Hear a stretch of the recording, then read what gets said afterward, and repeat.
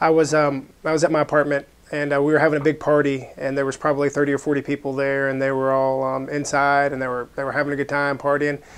And I found myself at maybe 2 o'clock in the morning on my balcony, and I was alone. I was by myself. There was nobody out there with me, and I could hear everybody inside, and they were laughing and drinking and you know, doing all kinds of various drugs and having a good time. But I was alone, and I was outside, and I just felt like I was miserable. And you know, and it was out of nowhere. I felt like I heard the Lord say to me, like, Jones, you'll never be happy. You'll never find peace. You'll never find joy in any of this stuff. You're only going to find that in me.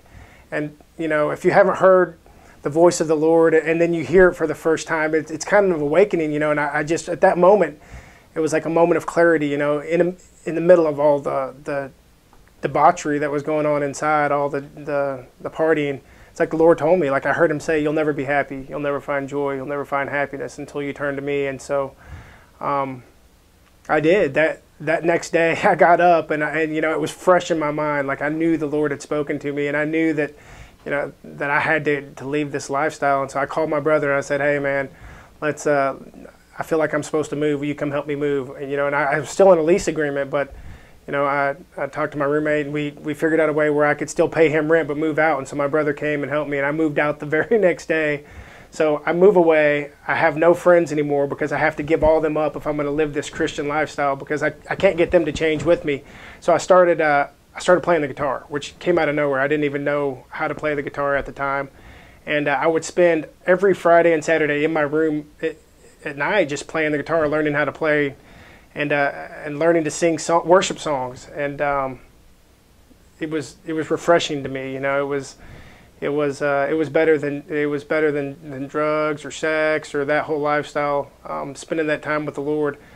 I didn't go back and see those guys for 3 months. I mean, I broke clean, and then I thought, well, I feel like I've developed a closer relationship with the Lord. I am finding this happiness and peace, but these guys are still my best friends. I'm going to go back and see them. And every time I would go back to see those guys again, they would always try to bring me, I would try to tell them about the Lord and about Jesus, and it really didn't work. They're like, oh, that's okay, buddy, you know.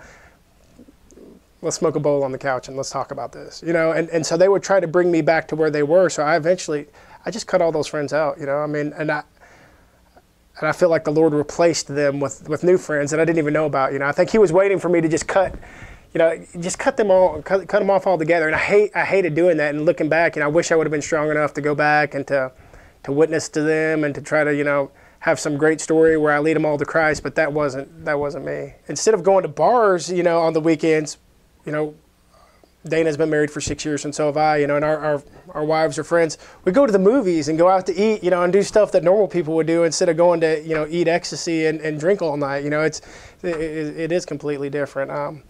Dana and we played music together. I mean, that's the majority of our time. Dana is the lead singer for Calling and Glory, and I met him at church, believe it or not. We were both on the same worship team together. You know, he asked me to play with him at a new church, and so I went and started playing with him on the worship team, and out of that developed kind of like a brother.